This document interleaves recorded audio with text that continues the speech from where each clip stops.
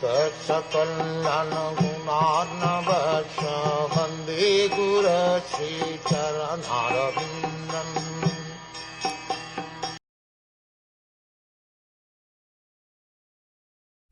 The home and household paraphernalia of Kardam, who was one of the Prajapatis, was developed in such a way, by dint of his mystic powers of austerity and yoga, that his opulence was sometimes envied by those who travel in outer space in airplanes.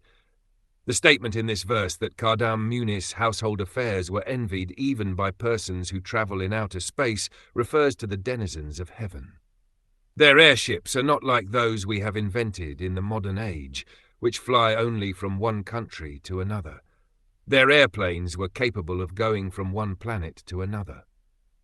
There are many such statements in the Srimad Bhagwatam, from which we can understand that there were facilities to travel from one planet to another, especially in the higher planetary system, and who can say that they are not still traveling?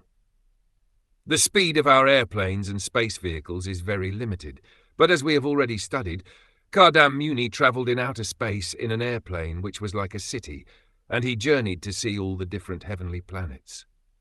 That was not an ordinary airplane, nor was it ordinary space travel. Because Kardam Muni was such a powerful mystic yogi, his opulence was envied by the denizens of heaven.